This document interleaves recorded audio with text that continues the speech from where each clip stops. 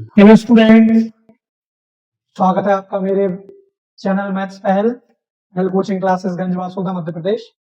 और आज हम जो पढ़ने जा रहे हैं क्लास 10 के स्टूडेंट्स के लिए चैप्टर 1 रियल नंबर वास्तविक संख्याएं। क्लास 10 क्या होता है रियल नंबर? कोई भी वो नंबर जिसको आप नंबर लाइन के ऊपर शो कर सकते हो वो नंबर आपका रियल नंबर कहलाता है, यानी वास्तविक संख्याएं कहलाती है। वो नंबर कुछ भी हो सकता है, √2, 2, √3, 1.79, कुछ भी हो सकता है कॉम्प्लेक्स नंबर को छोड़ के। ठीक है, तो चलिए आज हम बात करते हैं हमारे क्लास 10 के चैप्टर फर्स्ट रियल नंबर की। आइए देखिए क्या होता है real number. Real numbers are the number can be represent in a number line, include rational numbers like positive and negative, integers, fractions and rational numbers. वो number जो इन सारी चीजों को इंक्लूड करता है, किन किन को इंक्लूड करता है, वो रेशनल भी हो सकते हैं, वो इरेशनल भी हो सकते हैं, पॉजिटिव इंटीजर्स हैं, नेगेटिव भी हो सकते हैं। उनको हम क्या बोलते हैं? रेशनल नंबर, रियल नंबर बोलते हैं। और रियल नंबर को हिंदी में हम क्या बोलते हैं? वास्तविक संख्या। एक वास्तविक संख्या कोई भी संख्या है जिसे दशमलव के रूप में व्यक्त किया जा सकता है, जिसमें संपूर्ण संख्याएं, भिन्न दोहराए जाने वाले दशमलव, अपरिमेय संख्याएं सब शामिल है। अपरिमेय संख्याओं को हम प्राइम नंबर बोलते हैं। ठीक है, तो यहां से मतलब आपको क्लियर हुआ होगा कि सारे नंबर, चाहे तो वो आप बोलो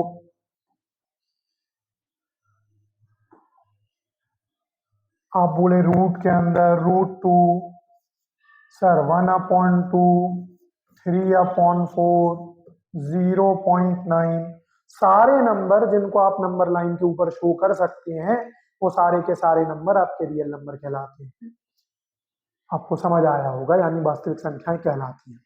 अब हम आगे चलते हैं, तो आगे चलिए। ठीक है, तो आगे आते हैं हम वास्तविक संख्याओं के प्रकार, type of real number. Real number के टाइप के अंदर हम आते हैं। नंबर सिस्टम पढ़ा होगा आप लोगों ने, नेचुरल नंबर, प्राकृतिक संख्याएं, वो सारी संख्याएं, ठीक है, जो हमें प्रकृति से मिली या प्राकृतिक रूप से मिली, उनको हम प्राकृतिक संख्याएं कहते हैं। वो 1 से चालू होती हैं और अनंत तक जाती हैं। ठीक है, all the numbers starting from 1 to infinity is known as natural number. ये आप लोगों को पता ही है ना। लेकिन अब हम आते हैं उस केस पे, आप लोग 9th में पढ़ के आए हुए हो, और अब हम आते हैं उस केस पे टाइप ऑफ रियल नंबर्स के अंदर। टाइप ऑफ रियल नंबर जो है उसके अंदर पहला टाइप होता है rational number. Any number which can be defined the form of a fraction p/q। कोई भी नंबर जो p/q के फॉर्म में डिफाइन हो सकता है, 2/3, 7/2, कोई भी नंबर जिसको आप p/q के फॉर्म में डिफाइन कर सकते हो, ऐसे सारे नंबर आपके रेशनल नंबर कहलाते हैं। रेशनल नंबर जो है उसको हम परिमेय संख्या बोलते हैं। एक परिमेय संख्या कोई भी संख्या है जिसे दो पूर्णांकों के अनुपात के रूप में व्यक्त किया जा सकता है। उदाहरण के लिए मैंने लिया हुआ है 3/4, 3/4, जो कि एक परिमेय संख्या है। आप कोई भी संख्या ले सकते हैं, वो नंबर जो जिसको हम फ्रिक्शन यानी बटे के रूप में दर्शा सकें, ऐसा नंबर हमारा कौन सा नंबर कहलाता है? ऐसा नंबर हमारा रेशनल नंबर या परिमेय संख्या कहलाता है। आगे बात करते हैं हम। देखिए, irrational number. Irrational numbers are the set of real numbers that cannot be expressed in the form of fractional or p/q in form of numerator or denominator। ऐसे सारे नंबर जिनको हम नंबर लाइन के ऊपर तो लिख सकते हैं, लेकिन इस रूप में नहीं बता सकते, इस तरीके से हम उसको शो नहीं कर सकते p/q। हमने क्लास 9th में पढ़ा हुआ था।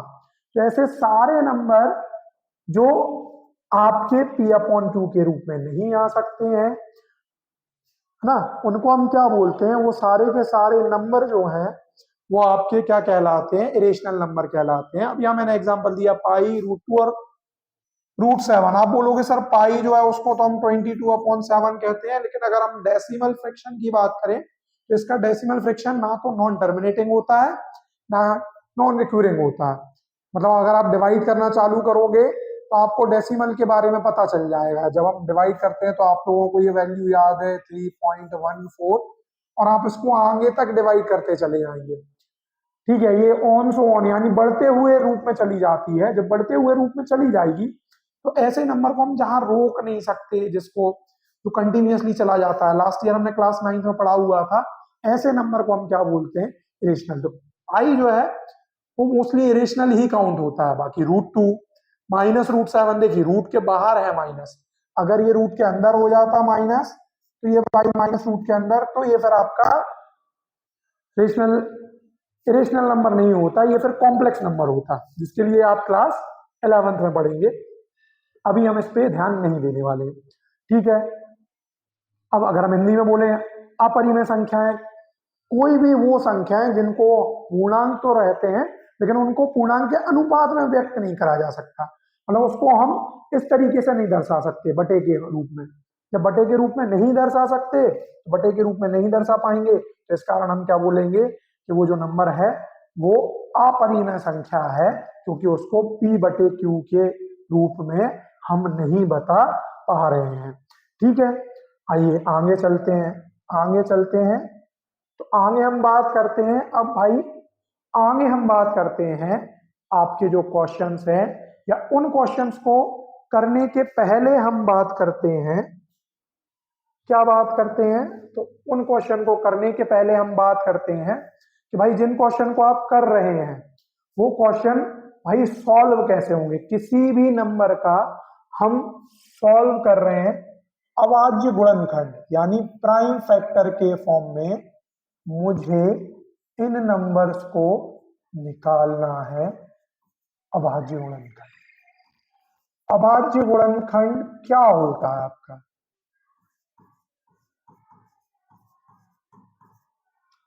देखिए अभाज्य गुणनखंड निकालने के लिए हमको पता होना चाहिए हम किसी भी नंबर को प्राइम नंबर से डिवाइड करते हैं। प्राइम नंबर मतलब अभाज्य संख्या।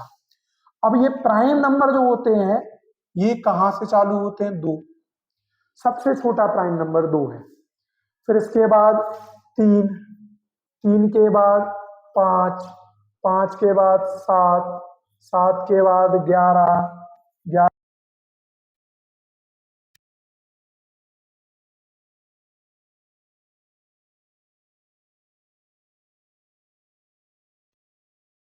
बाद 31, 31 के बाद 37, 37 के बाद 41, 41 के बाद 43, 43 के बाद 47, 47 के बाद 53, 53 के बाद 59, 59 के बाद आपका 61, 61, 61 के बाद हम आते हैं 67, 67 के बाद 71, 71 के बाद 73, 73 के बाद 79, 79 के बाद आप आ जाइए तो आपका नंबर होता है वो है 83, 83 के बाद 89 और आखिरी नंबर 97। मतलब अगर आपको प्राइम फैक्टर करना है यानी अभाज्य गुणनखंड करना है तो आपको ये जो सामने दिए हुए नंबर हैं, और अगर आप CBSE MP बोर्ड किसी से भी हैं तो ये इतने नंबर तो जो है वो आपको भाई पता होना चाहिए, पहले 100 प्राइम नंबर जो है, क्योंकि CBSE से क्वेश्चन पूछती है कि भाई ठीक है बताइए प्रोबेबिलिटी के फॉर्म में, जब हम प्रोबेबिलिटी पढ़ेंगे तो मोस्टली CBSE ने एक MCQ पूछा हुआ है, MP बोर्ड ने पूछा हुआ है कि भाई प्राइम नंबर जो है उनकी प्रोबेबिलिटी बताइए, पहले 100 प्राइम नंबर मतलब 100 से जो छोटे प्राइम नंबर है उनकी प्रोबेबिलिटी बताइए। या ये प्राइम नंबर जो है अगर आपको इस प्राइम नंबर के बारे में पता हुआ है जो हम आगे आपके दे रहे हैं, तो फिर इस केस में आपको क्या पता चलेगा कि भाई आप प्राइम फैक्टर कर सकते हो। अब प्राइम फैक्टर की प्रोसेस क्या होती है, हम सबसे पहले सबसे छोटे नंबर से डिवाइड करते हैं, तो हम 2 से भाग देंगे। अगर कोई नंबर जो है वो 2 से डिवाइड हो रहा है तो उसकी कंडीशन क्या है, उसकी कंडीशन है तो उसके आखिरी में क्या आना चाहिए, 0, 4, 6, 8 और 2।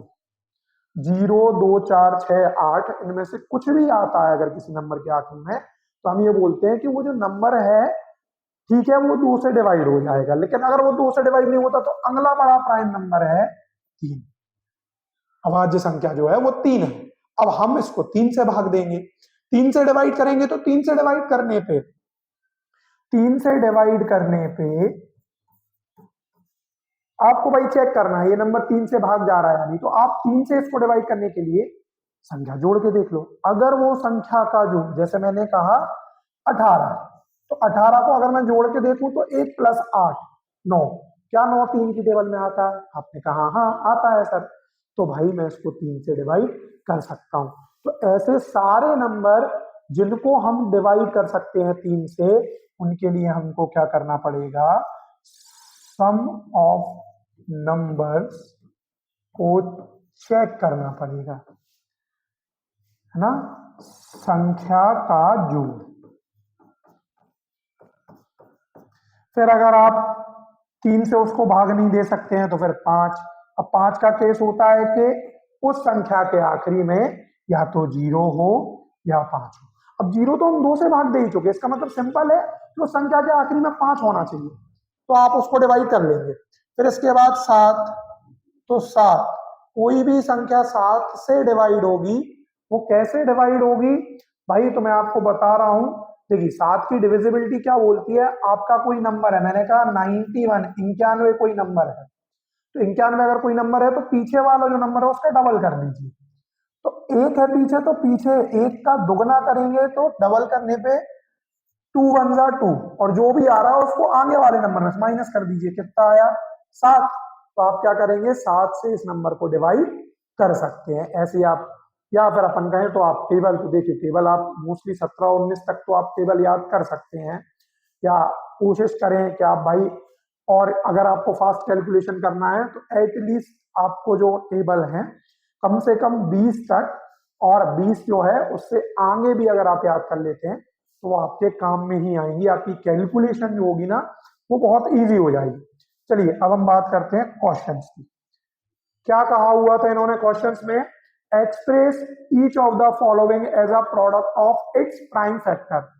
इन नंबर को इनके प्राइम फैक्टर के प्रोडक्ट में दर्शाइए। जो ये जो आपको सामने नंबर दिख रहे हैं, इनको आपको प्राइम फैक्टर के फॉर्म में दर्शाना है। प्राइम फैक्टर का मतलब होता है आवाज गुणनखंड। किस रूप में हमको इसको दर्शाना है, आवाज गुणनखंड के रूप में दर्शाना है। देखिए तो जैसे पहला है, फर्स्ट क्वेश्चन क्या है आपके पास 140, तो देखिए 140 के मैं प्राइम फैक्टर करूंगा तो प्राइम फैक्टर क्या आएंगे, देखिए आखिरी में 0 है। अभी मैंने बताया था आपको कि अगर आखिरी में 0 है तो आप 2 से इसको डिवाइड करेंगे, तो आप 2 से डिवाइड करेंगे तो 2 की टेबल को 7 बार पढ़ेंगे, 2 7 जा 14, 2 7 14, बचा 0, 0 को वैसे ही उतार दिया। फिर देखिए 7 है और आखिरी में 0 मतलब 2 से ही जाएगा, तो 2 का 3 टाइम 6, बचा आपका 1, जो बचा वो बचा 1, तो आप 1 यहां लिख देंगे, वो है 10। तो 2 पंचे 10, 2 5 जा 10, 2 3 जा 6, बचा 1, कैरी ओवर 1 हो गया 10, ये हो गया। अब देखिए लास्ट में आपका 5 है, अब लास्ट में अगर किसी नंबर में 5 है तो वो 3 से भी जा सकता है, तो हम पहले चेक करेंगे 3 से जा रहा है क्या, 3 + 5 कितना हुआ 8। अब अगर 8 हुआ है तो भाई 8 3 की टेबल में नहीं आता है, आप लोगों को पता है ये चीज कि भाई 8 जो है 3 की टेबल में नहीं आती, 3 एकम 3, 3 दूनी 6, 3 किया 9। तो आप इसको जो है वो 5 से भाग देंगे, क्योंकि मैंने बताया था कि किसी भी नंबर के आखिरी में 5 है या 0 है तो वो नंबर जो है वो आपका किससे डिवाइड होता है, वो नंबर जो है वो आपका डिवाइड होगा भाई 5 से। 0 अगर है तो वो 2 से हो जाएगा, इसलिए हम 5 को ही कंसीडर करते हैं। तो देखिए 5 7 35, अब भाई 7 है तो ये 7 से ही जाएगा, मतलब मेरा 140 जो है उसके गुणनखंड क्या क्या है, 2 गुणा 2 गुणा 5 गुणा 7, ये उसके मेरे गुणनखंड आए हुए हैं। अब जब ये गुणनखंड आए हुए हैं तो इसको और मैं अच्छे तरीके से लिख दे रहा हूं, तो ये देखिए 2 कितनी बार आया है, 2 बार, मतलब 2 की पावर 1, 2 की पावर 1, ये हो गया 2 की पावर 2 गुणा 5 गुणा 7। ये आपका 140 जो है उसके प्राइम फैक्टर यानी अभाज्य गुणनखंड है। दूसरा क्वेश्चन है हमारे पास 156। 156 के 156 के अभाज्य गुणनखंड क्या है, देखिए लास्ट में 6 है, लास्ट में 6 है तो मैंने कहा था 0, 2, 4, 6 और 8 इनमें से कुछ भी होगा तो आप क्या करेंगे, इसको भाग देंगे 2 से। तो मैं क्या कर रहा हूं, 4 में 14 बचा 1,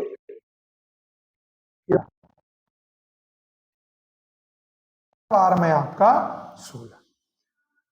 अब भाई फिर 8 है तो 8 के कारण हम फिर से इसको 2 से डिवाइड करेंगे तो ये होगा आपका 2 का 3 बार, 2 3 6 बचा 1 हो गया 18, 2 ना 18 भाई 39 है। तो अब 2 से तो नहीं जाएगा तो अब हम चेक करेंगे भाई क्या 3 से जा रहा है, तो जोड़ के देखिए 3 + 9 कितना आया 12, 12 क्या 3 की टेबल में आता है, आप बोलेंगे हाँ सर आता है, 3 चौक 12। तो भाई 3 की टेबल से हम इसको डिवाइड करेंगे तो 3 1 जा 3, 3 3 जा 9। फिर इसके बाद आया 13, तो 13 खुद एक प्राइम नंबर है, मैंने लिख के बताया था आप लोगों को कि भाई देखिए यहाँ प्राइम नंबर में 11 के बाद जो मेरा अगला प्राइम नंबर वो 13 है, इसका मतलब मुझे चेक करना ही नहीं है, मुझे तो इन नंबरों पे ध्यान देना था, और यहाँ मेरा 13 प्राइम नंबर है तो 13 एकम 13। तो ये मेरा क्या आया, ये आया 2। 156 के जो मेरे प्राइम फैक्टर यानी अभाज्य गुणनखंड आए हैं वो क्या आए हैं, 2 गुणा 2 गुणा 3 गुणा 13। और इसको भी हम किस तरीके से लिख सकते हैं, इसको भी हम लिख सकते हैं 2 की पावर 2 गुणा 3 गुणा 13। अब मैं समझता हूं आप लोगों को समझ आया होगा अभाज्य गुणनखंड को हम किस तरीके से लिख सकते हैं। जैसे अगला नंबर जो है हमारे पास, वो नंबर है हमारे पास 3825,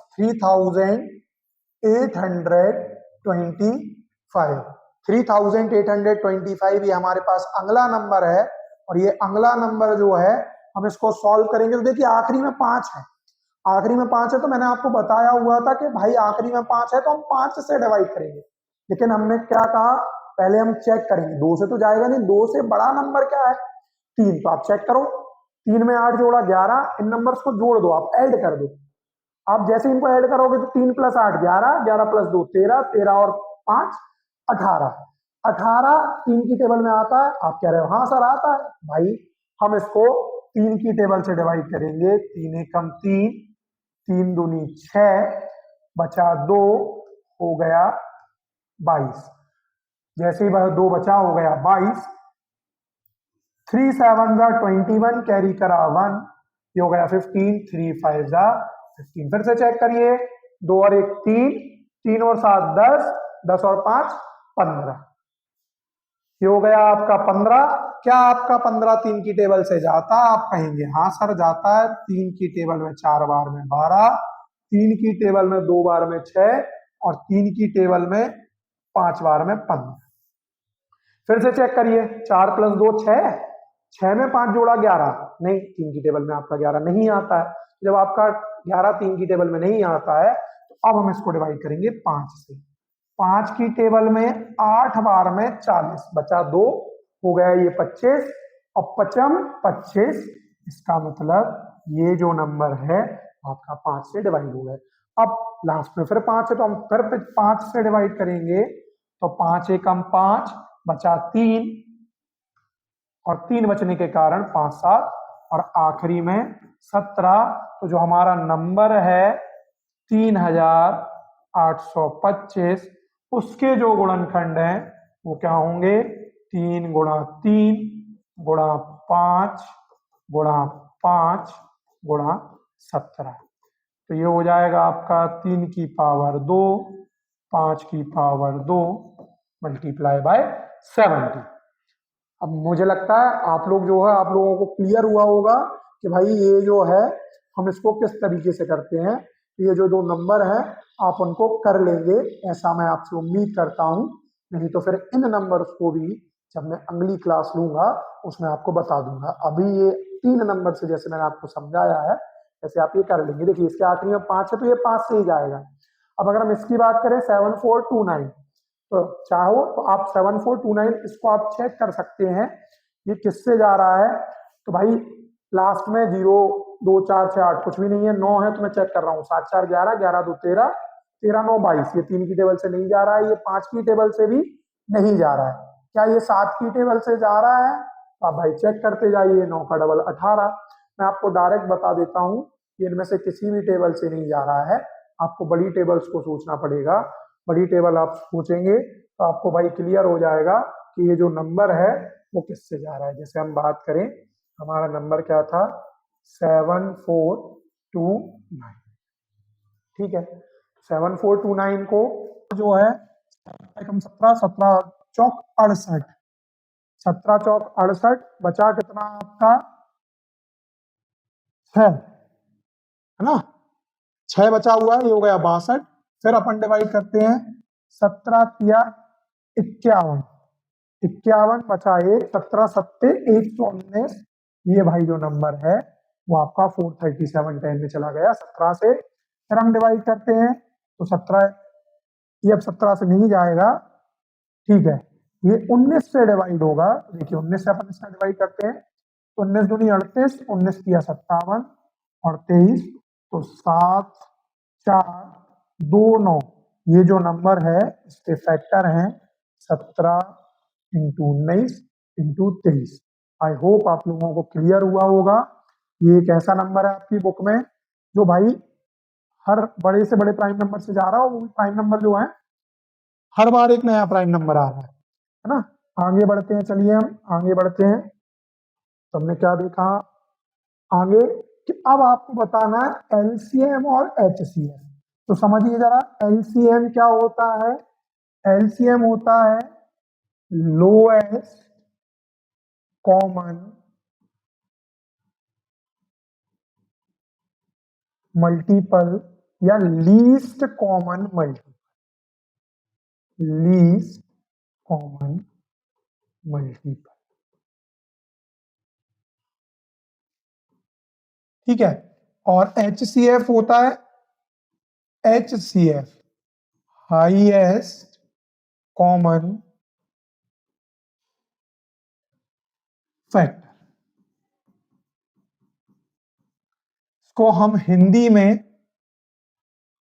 लघुत्तम समावर्तक बोलते हैं, और इसको हम महत्तम समावर्तक बोलते हैं ना। लघुत्तम समावर्तक, महत्तम समावर्तक या एलसीएम एचसीएफ क्या होते हैं ये आपके?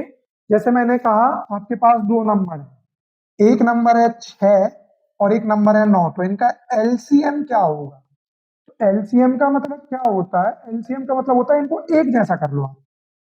तो आप एक जैसा करोगे तो ऐसा नंबर जो इन दोनों की टेबल में आता हो, तो देखिए मुझे क्या दिख रहा है 6 और 9, अगर मैं इन दोनों की टेबल पढ़ूंगा तो 6 कम 6, 6 दूनी 12, 6 3 18, मतलब 6 में अगर मैं 3 का गुणा करता हूं तो 18 आएगा, और 9 में 2 का गुणा करता हूं, मतलब लीस्ट कॉमन मल्टीपल, मतलब मैं क्या कर रहा हूं, इनके भाई लीस्ट छोटे से छोटे मल्टीपल निकाल रहा हूं। जैसे मैं 6 के मल्टीपल बोलूं तो 2 और 3, और 9 के मल्टीपल बोलूं तो 3 और 3, मतलब यहाँ एक 2 नहीं है, इसका मतलब मैं यहाँ उस नंबर का मल्टीप्लाई कर दूंगा, इन दोनों नंबर को सेम बना दे। और यहाँ 3 एक बार है, ये देखिए दोनों नंबर क्या हो गए हैं। हाईएस्ट कॉमन फैक्टर क्या होता है? तो देखिए 6 और 9 के अंदर ही 6 में उसके अभाज्य गुणनखंड यानी फैक्टर जो है प्राइम फैक्टर वो 2 इंटू 3 है, और 9 में जो प्राइम फैक्टर है वो 3 इंटू 3 है। तो दोनों में एक जैसा क्या है? तो दोनों में आपने देखा एक जैसा 3 है, मतलब इनका एचसीएफ क्या होगा? इनका एचसीएफ 3 होगा। एचसीएफ या जीसीडी, जीसीडी ये चीज आप देखेंगे एसएससी वगैरह के एग्जाम में, इसको एचसीएफ की जगह जीसीडी, जीसीडी या सीबीएसई के अंदर जीसीडी का मतलब होता है greatest common divisor, greatest common divisor, इस फॉर्म में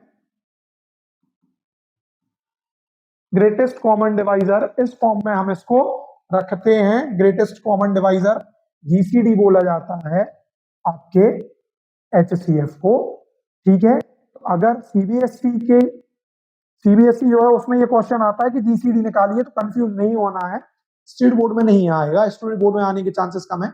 अगर आपको भाई लगता है कि ये जो क्वेश्चन है वो सीबीएसई में आ रहा है कि फाइंड द जीसीडी ऑफ, तो जीसीडी का मतलब ये होता है कि आपको एचसीएफ निकालना है, ये चीज आप याद रखिएगा।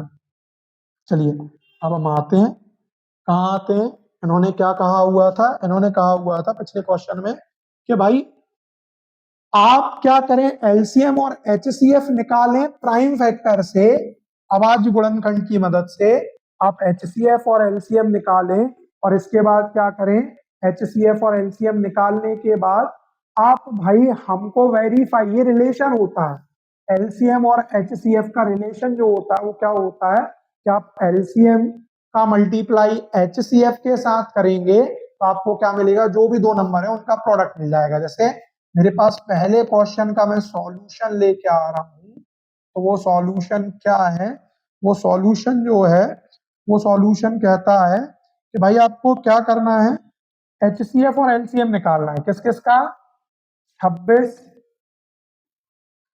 और 51।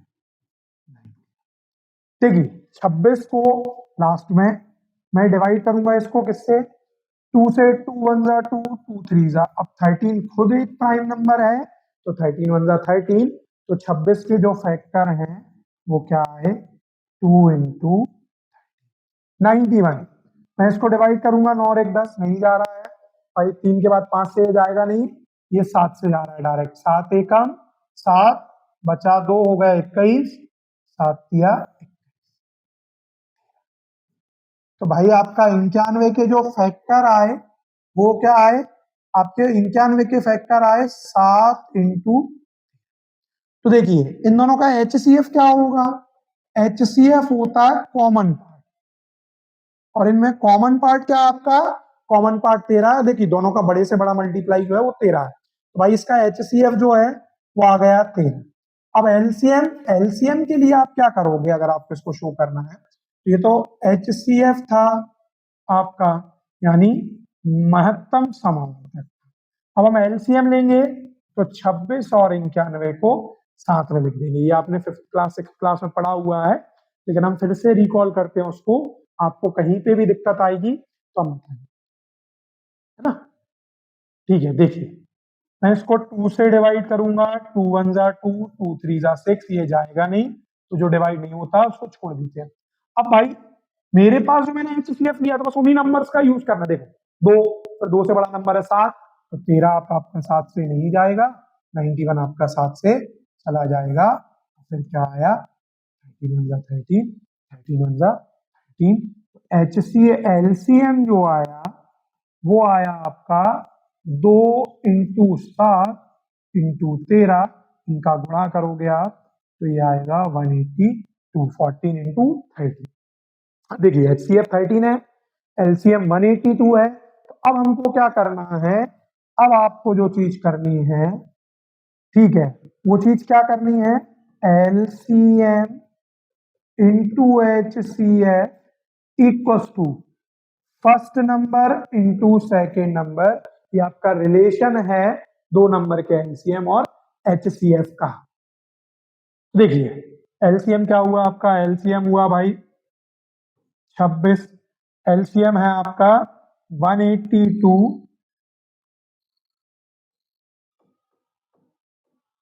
एलसीएम है आपका 182 और एचसीएफ है 13, यहाँ पे नंबर है 26 इंटू 91, 13 दूनी 26, कैरी करा आपका 2, 13 8 104,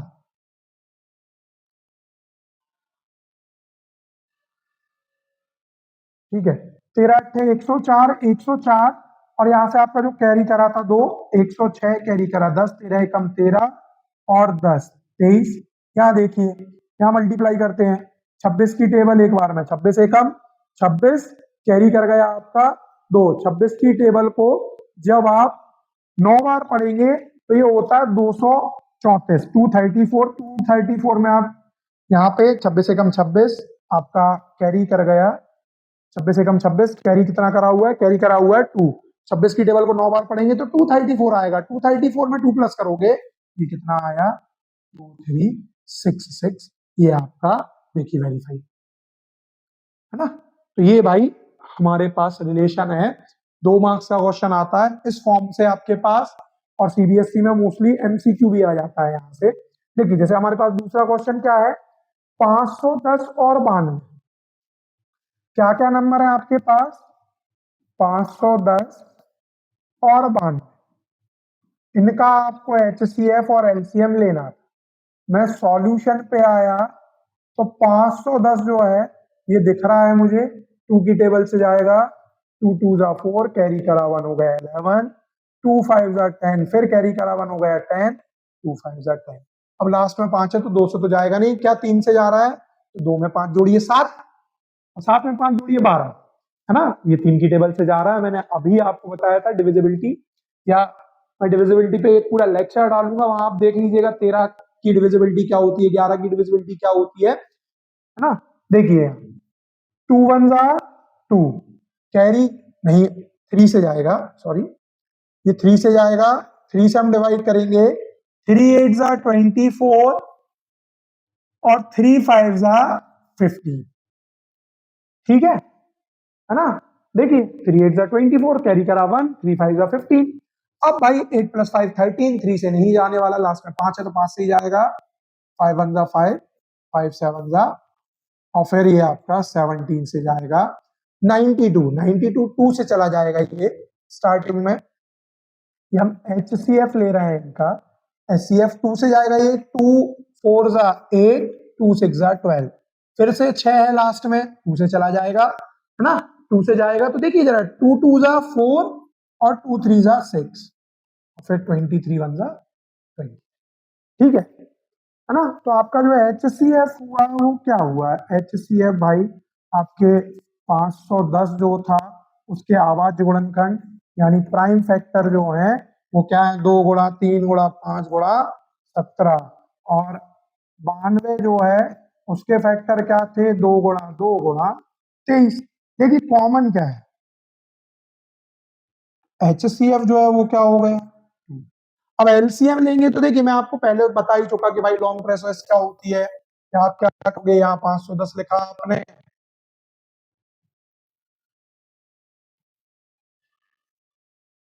510 और 92, क्योंकि टेबल से आपका 255 टाइम में चला गया था, और ये जाना है। अब ये तो जाएगा नहीं, तो जाएगा 3 8 जा 20, 50 3 5 जा 15, ये 23 जाएगा 17 और 23, फिर नंबर 17 छोटा है इसलिए 1 और 23, और फिर लास्ट में 1। फिर आप क्या करेंगे, ये आपका जो एलसीएम है वो कितना आया,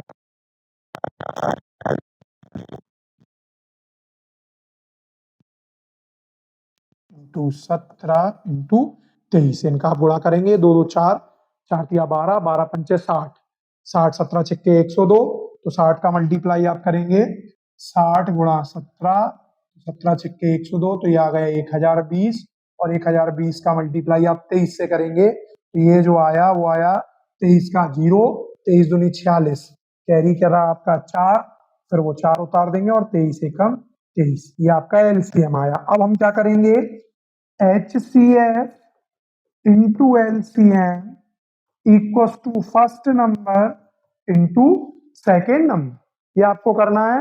HCF आपका 2 है, LCM है आपका 23,460, बराबर में फर्स्ट नंबर, फर्स्ट नंबर क्या है आपका, फर्स्ट नंबर है भाई 510 गुणा, ठीक है। तो भाई यहाँ मल्टीप्लाई करेंगे तो 0 का 2 से 0, 2 का 6 से 12, कैरी करा 1, 2 का 4 से 8 और 1 9, 2 3 6, और ये आया, और यहाँ हम गुणा करेंगे तो 92 का 0 से 90 0, 92 का 1 से 92, 92 का 5 से, तो 9 5 जा 45 और 2 5 जा 10, 460, और कैरी कितना कर गया था आपका 9, तो ये हो गया 469। देखिए एलसीएम इक्वल टू HCF, यही आपको करना था, यही चीज आपको वेरीफाई करनी थी।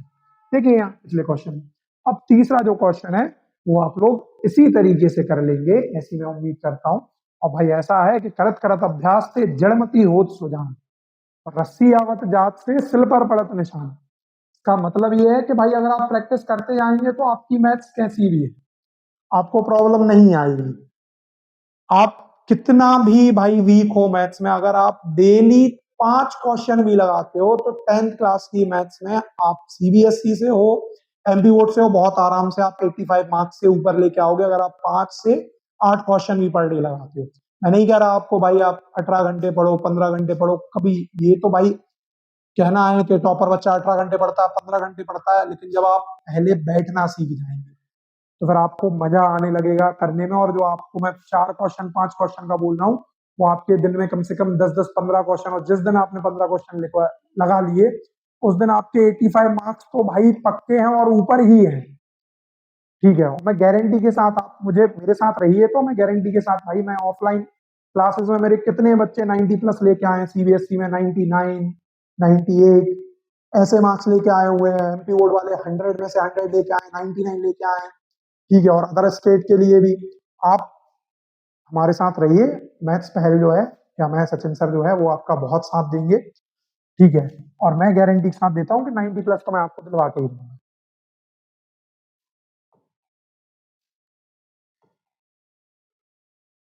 देखिए अगला क्या है, अगला क्वेश्चन फिर से वही एलसीएम निकालना है आपको इनका प्राइम फैक्टराइजेशन मेथड से, और आपको प्राइम फैक्टराइजेशन मेथड आती है ना। तो मैं एक काम करता हूं, आपको ये सेकंड क्वेश्चन का जो है, या 3 क्वेश्चन चलिए मैं एलसीएम निकाल के और एचसीएफ निकाल के आपको बता देता हूँ। ठीक है, जैसे मेरा पहला क्वेश्चन क्या है, पहला क्वेश्चन है 12 15 और 21। सॉल्यूशन पे आया हूं मैं। सॉल्यूशन में मुझे गिवन जो था वो नंबर थे, गिवन नंबर आर 12 15 एंड 21। पहले मैं इनका एचसीएफ ले रहा हूं भाई, और एचसीएफ जो है वो हम इंडिविजुअल लेते हैं, एलसीएम हम सबका साथ में लेते हैं ना। तो भाई इंडिविजुअली मैं ले रहा हूं, तो यहां से क्या होगा, 2 6 जा 12, फिर 2 3 जा और 3 1 जा 3, यहाँ 3 5 जा 15 और 5 1 जा, और यहाँ 3 7 जा 21 और 7 1 जा 7। तो देखिए जो एचसीएफ आया, आप इनके फैक्टर्स को देखिए जरा। 12 के फैक्टर क्या है, 12 के फैक्टर है 2 इंटू 2 इंटू 3। फिर इसके बाद 15 के जो फैक्टर है वो है 3 इंटू 5, और फिर इसके बाद 21 के जो फैक्टर है वो है 3 इंटू 7।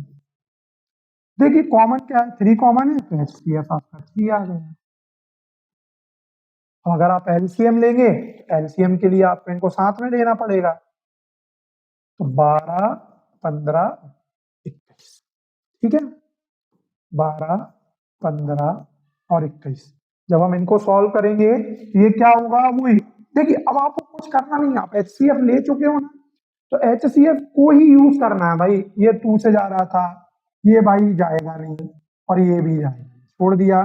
फिर ये 3, ये 15 और ये 20। ठीक है,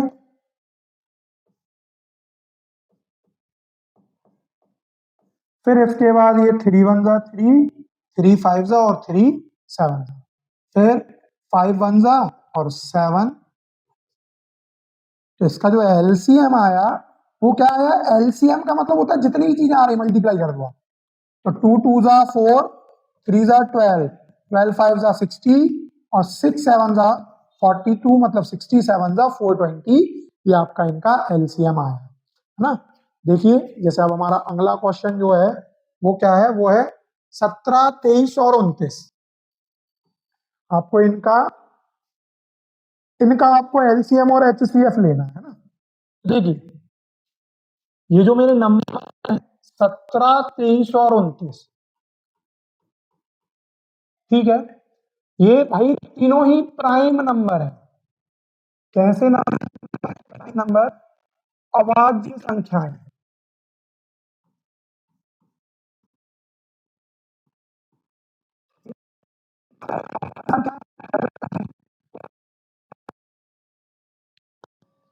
आपको कुछ करने की जरूरत ही नहीं, क्योंकि देखिए अगर आप 17 का फैक्टर करोगे मैं आपको बता देता हूँ। देखिए 17 का आप फैक्टर करोगे तो ये 17 से ही जाएगा, तो भाई इसका फैक्टर क्या है 17 इंटू 1।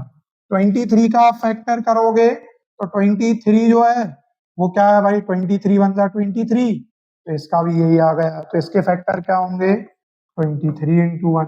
फिर 29 करेंगे तो 29 के फैक्टर क्या होंगे, तो 29 के फैक्टर होंगे 29 इंटू 1। इसका मतलब तीनों में जो कॉमन है वो 1 है, तो एलसीएम 1 आ जाएगा। एलसीएम तो अगर तीनों प्राइम नंबर है तो एलसीएम भी फिर इसका मतलब क्या है कि आप तीनों नंबर का मल्टीप्लाई कर दीजिए। ये इनका एलसीएम 17 इंटू 23 इंटू 29, 17 गुणा 23 गुणा 29, ये इनका भाई एलसीएम होगा, तो आप इनका गुणा कर दीजिए। ठीक है, जैसे ही आप इनका मल्टीप्लाई कर दोगे तो आपका एलसीएम निकल जाएगा। चलिए करते हैं 29 एक 29, 29 दूनी 58, 29 दिया 87। पहले मैं 23 इंटू 29 कर ले रहा हूँ, फिर जो भी आएगा 17 का मल्टीप्लाई। 29 3 जा 87, कैरी करा आपका 8, 29 2 जा 58, 58 और 8 ये हो गया आपका 58 8 66।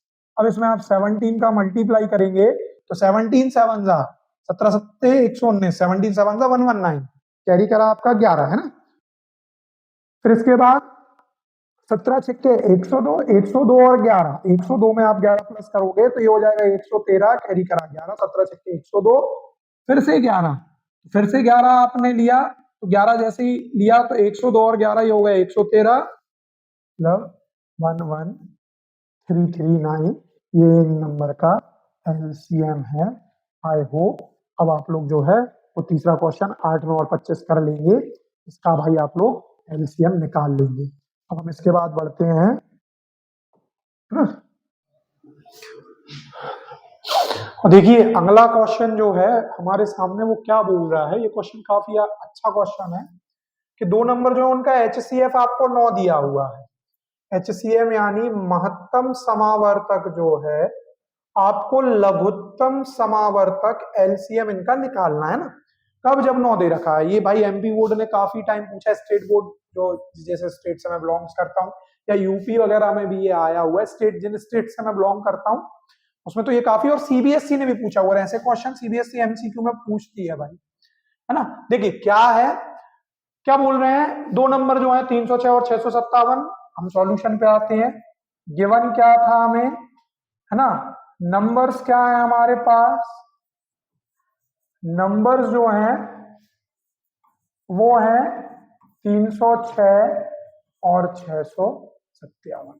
संख्याएं, आपकी जो संख्याएं दी हुई हैं वो क्या दी हुई हैं, संख्याएं आपके पास 306। इनका एचसीएफ दिया हुआ है, महत्तम समावर्तक। एलसीएम इसका आपको निकालना है। ठीक है, अब देखिए क्या होता है हमारे पास, हमने एक रिलेशन पढ़ा अभी। रिलेशन क्या पढ़ा था, HCF into LCM equals to first number into second number. आपने ये पढ़ा हुआ था, है ना। जब आपने ये पढ़ा हुआ था तो हम क्या देख रहे हैं, 9 इंटू एलसीएम बराबर 306 इंटू 650, और यहां से एलसीएम जो आएगा वो आएगा 306 इंटू 657 बटे में 9। आप 9 से इसको काटिए, 9 3 जा 27, बच रहा है 3, 9 4 जा 36, 34 का मल्टीप्लाई आप 657 से कर दीजिए जरा। जैसे ही आप इसका मल्टीप्लाई और इसका मल्टीप्लाई करेंगे तो आपको मिलेगा 22338। ये आपका फाइनल आंसर है। तो देखिए जब भी आपको ऐसा क्वेश्चन मिलता है कि दो क्वेश्चन में एचसीएफ दिया हुआ है या एचसीएफ एलसीएम का रिलेशन दिया हुआ है, तो आप आंख बंद करके वहां रख दें HCF into LCM equal to first number into second number, है ना। ये क्लियर हुआ होगा। चलिए आगे बढ़ते हैं। आगे क्या कह रहे हैं, ये आगे कह रहे हैं कि कितना प्यारा क्वेश्चन है। क्या बोल रहे हैं कि भाई 6 की पावर n जो है क्या वो जीरो के साथ वो जो है नंबर वो जीरो देगा क्या आपको। समझिए जरा क्वेश्चन को समझिए।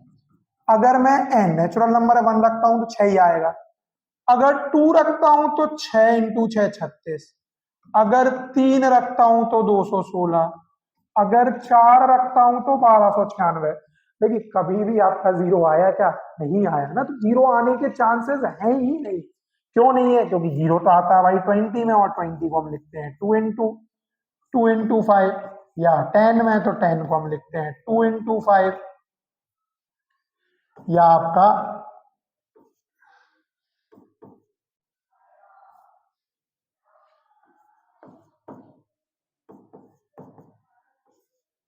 या आपका 30 को लिखते हैं 2 इंटू 3 इंटू 5, या फिर आपका 100 को लिखते हैं 2 इंटू 2 इंटू 5 इंटू, मतलब देखिए कंपलसरी जो चीज है वो है 2 इंटू 5, 2 इंटू 5, 2 इंटू 5, 2 इंटू 5, मतलब 2 और 5 तो होना बहुत ज्यादा कंपलसरी है अगर आपको किसी भी नंबर के आखिरी में 0 चाहिए है।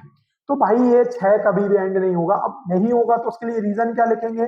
तो देखिए हम रीजन लिख रहे हैं, सॉल्यूशन पे आते हैं। तो हमने रीजन क्या लिखा है ना, वी नो दैट, हम क्या जानते हैं, हमने क्लास 9th में ये पढ़ा भी हुआ था, या अभी अपन ने जो बताया कि 2 into 5, we know that any number, कोई भी नंबर गिव्स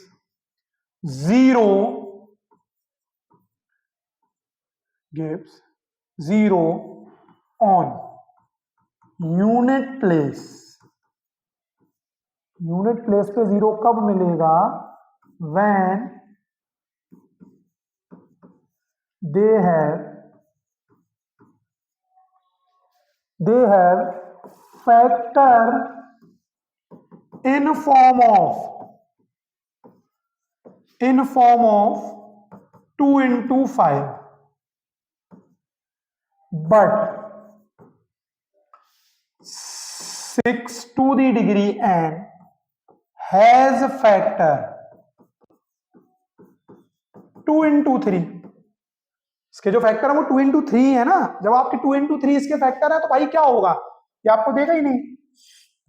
0 ये जो है वो कभी भी प्रोड्यूस नहीं करेगा भाई। मैं वहां बता चुका हूं आपको कि 6 की पावर 1 रख के देखिए, 6 2 रख के देखिए, 36 3 4 है ना। So it never and with 0, ये कभी भी 0 के साथ एंड नहीं होगा, ये कंडीशन याद रखिएगा। सिमिलर क्वेश्चन है एक 4 की पावर है ना, और भाई बहुत सारे क्वेश्चन हैं, अगर हम इनकी बात करें और भी बहुत सारे क्वेश्चन हैं। एनसीईआरटी में आपको एक एग्जांपल दिया हुआ है 4 की पावर n, ये भी एंड नहीं होगा क्योंकि भाई एंड होने के लिए 2 into 5 चाहिए, है ना। उम्मीद है ये आपको क्लियर हुआ होगा। हम आगे की बात करते हैं ना, ठीक है। और ऐसा नहीं कि इन क्वेश्चंस के साथ आप लोगों को लगे कि नहीं भाई ये जो क्वेश्चन है, मैं आपको एनसीईआरटी के अलावा भी मुझसे मेरे बच्चे देखिए ऑफलाइन पढ़ाते पढ़ाते मुझे 15 साल हो चुके हैं, है ना। ये ऑफलाइन भाई जब मैंने पढ़ाया बहुत से मेरे बच्चे 100 मार्क्स लेके आए, 99। इसी ईयर की बात करूं अगर मैं, तो मेरे पास 30 से 35 बच्चे ऐसे थे जिनके 95 एवं मार्क्स थे, है ना। ऑफलाइन क्लासेस में बहुत सारे बच्चे जो है 85, ऑलमोस्ट 65 70 बच्चे जो थे उनके 85 मार्क्स थे मेरे पास से, है ना। 10th क्लास की बात कर रहा हूं मैं, 12th की बात करूं तो भी उसमें बहुत से बच्चे, एक बच्चा 100 आउट ऑफ 100 99। 12th मैथ्स की बात करें अगर, तो भाई आपको क्या करना पड़ेगा, आपको प्रैक्टिस करनी पड़ेगी। अगर आप पर डे, देखिए आपकी मैथ्स कैसी है ना, इसका भाई मैं नहीं बता सकता, लेकिन अगर आप प्रैक्टिस नहीं कर सकते हो, मैं फिर से बोल रहा हूँ भाई, करत करत अभ्यास से जड़ मती हो सुजान, और रस्सी जावत आवत जात से सिल पर पड़त निशान। मतलब अगर आप प्रैक्टिस करते हो आप भाई नहीं कर सकते 15 क्वेश्चन 20 क्वेश्चन, बिल्कुल मत करिए। मैं बिल्कुल नहीं कह रहा हूँ कि भाई 15-20 क्वेश्चन करिए। हाँ ये होगा कि भाई जो पहले से ऑलरेडी कर रहा है आप उससे पीछे होंगे, उसके पास एज होगा। लेकिन भाई अगर आप जो है ना वो क्वेश्चन करते रहते हो, तो क्वेश्चन करते करते क्या होगा भाई, आपको आदत लग जाएगी और आपको मजा भी आने लगेगा, है ना। और जब आपको मैथ्स करने में मजा आने लगेगा तो भाई आप लोग पर डे आप कोशिश करोगे कि मैं कम से कम 10 क्वेश्चन, और जिस दिन आपके 10 क्वेश्चन होने लगे, 15 क्वेश्चन होने लगे, उस दिन भाई आप खुद लिख लेना और एक कॉपी पे और सिग्नेचर कर लेना कि भाई मेरे 85 मार्क्स तो हैं ही। इसको मैं लिख के दे दूंगा मेरी तरफ से गारंटी। अगर कोई बच्चा 10-15 क्वेश्चन पर डे कर रहा है तो भाई पर डे करने के केस में तो वो बच्चा 85 एवं भी है, उससे नीचे तो आ ही नहीं सकता। कितने क्वेश्चन होंगे आपके एनसीईआरटी में? ज्यादा से ज्यादा पूरी बुक में लाके 250, 350, 377 कुछ क्वेश्चन है, 380 क्वेश्चन है पूरे सारे चैप्टर्स एग्जाम्पल वगैरह मिला के, है ना। चलिए आइए अपन अगले क्वेश्चन की बात करते हैं। अगला क्वेश्चन क्या कह रहा है? अगला क्वेश्चन कह रहा है क्या ये कंपोजिट नंबर है? तो देखिए मैं कुछ आपको कंपोजिट नंबर के बारे में बताता हूँ। 4 ये सबसे छोटा नंबर है। क्यों? क्योंकि इसके अगर हम फैक्टर करें तो 2 इंटू 2। 6 ये भी कंपोजिट नंबर है। क्यों है?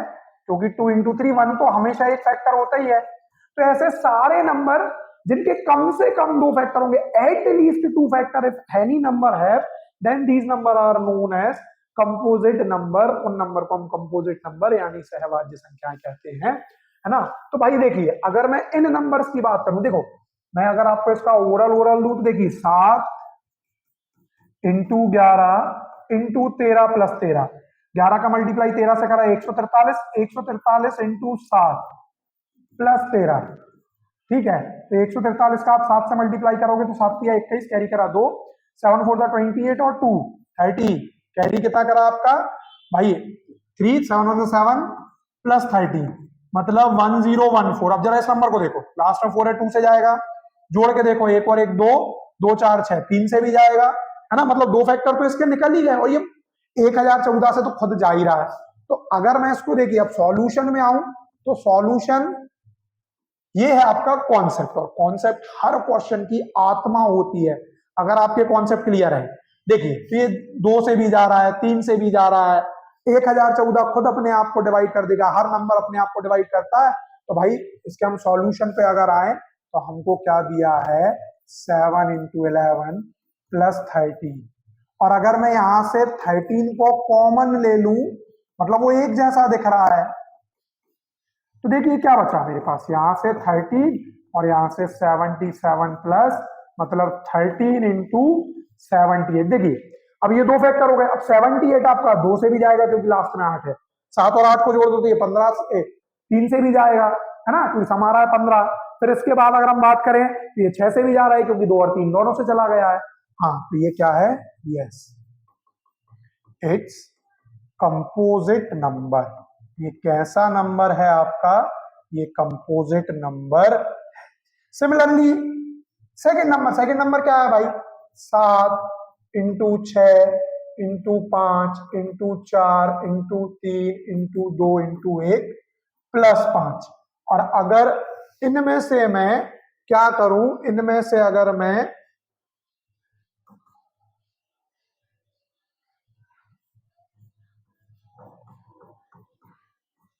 इस नंबर में से मैं 5 कॉमन ले लूं तो देखिए 5 कॉमन लेने पे जो अंदर बचा वो बचा 7 into 6 into 1 into 4 into 3 into 2 into 1 plus, क्योंकि 5 को तो मैं कॉमन ले चुका हूं तो ये बना 5 और ये नंबर मल्टीप्लाई करने पे 1008 प्लस 1, है ना। 7 6 42, 42 का 4 टाइम कर दोगे आप, 42 का 4 टाइम आपका हो जाएगा, ठीक है 168, 168 का 3 टाइम कर देंगे आप, फिर 168 का 3 टाइम का 2 टाइम कर देंगे या 6 से मल्टीप्लाई कर देंगे, 16 6 96, 8 6 54, है ना। तो ये आपका भाई आराम से आ रहा है कितना 108 प्लस 1 109, 5 इंटू 109।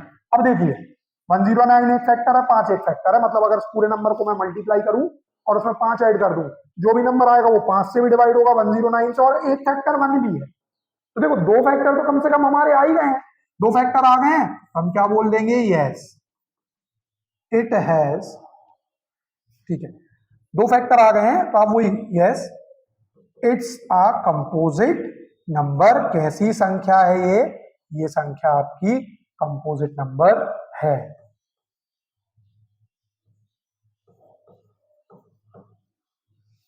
ठीक है ना। तो आप भाई क्वेश्चन के कॉन्सेप्ट को समझो। अगर आपको कॉन्सेप्ट समझ में आता है, अगर आप कॉन्सेप्ट को क्वेश्चन को अंडरस्टूड करने में भाई आप अगर क्वेश्चन को समझ पा रहे हो तो मैं गारंटी से बोल रहा हूं कि भाई आपके मार्क्स 90 प्लस हैं ही मैथ्स में, है ना। और भाई हम भी हैं, हम आपकी हेल्प करेंगे। आप यहाँ आए, एग्जाम टाइम तक मैं आपको मेरे चैनल से इतना पढ़ा दूंगा कि आप भाई 100 में से 100% मैं कोशिश करूंगा कि भाई आप लोगों के 90 और एबव ही मार्क्स, है ना। तो हम और आप मिलते हैं और भाई उसके लिए तैयारी भी करते हैं। देखिए अगला क्वेश्चन क्या कह रहा है, अगला क्वेश्चन कह रहा है कि 1.1 का लास्ट क्वेश्चन है, there is a circular path. मैंने एक भाई इन्होंने कहा एक सर्कुलर पाथ है, तो मैंने ये लीजिए, मैंने क्या बोला, मैंने बोला कि भाई मेरे पास जो एक जगह है वो जगह कैसी है, वो जगह मेरी सर्कुलर है ना। ठीक है,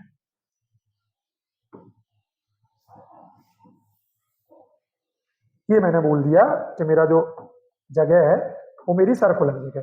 अब भाई एक रवि नाम का लड़का है और एक लड़की आपकी सोनिया नाम की है। देखिए क्वेश्चन को समझिए, ये कह रहे हैं ये स्टार्टिंग पॉइंट है, यहीं से रवि दौड़ रहा है और यहीं से सोनिया दौड़ रही है। अब रवि जो है वो भाई 12 मिनट ले रहा है इसको पूरा कंप्लीट करने में।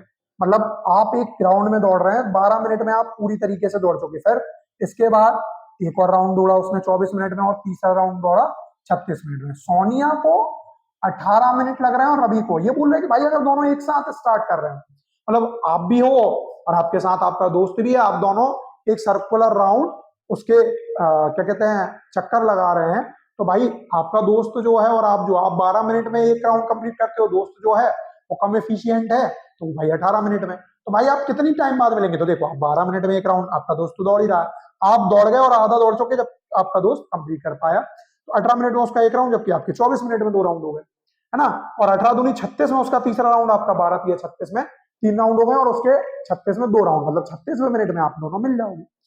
अब देखिए यहाँ क्वेश्चन में करना क्या है, सबसे बड़ी समस्या ऐसे क्वेश्चंस में आती है, या हम जो अब अगली क्लास लेंगे वो इसी टाइप के क्वेश्चंस के लिए लेंगे जहां बच्चे को क्लियर हो कि हमको HCF LCM में क्या करना है। देखिए समझिए, आफ्टर हाउ मैनी, जब भी आपको ये वर्ड मिले जिसको हम इंग्लिश में बोलते हैं question word, how many, how much, है ना, जब भी आपको क्वेश्चन वर्ड मिले तब आपको 100 में से 100 बार उस क्वेश्चन में एलसीएम लेना है, मतलब हमें यहाँ एलसीएम लेना। अब लेना कब है, देखिए हमको क्या दिया है, गिवन दिया है, क्या दिया है, सोनिया जो है वो कितना टाइम ले रही है आपका, Sonia take 18 minute for 1 round.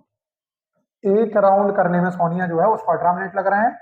Ravi जो है वो कितना टाइम ले रहा है, रवि टेक्स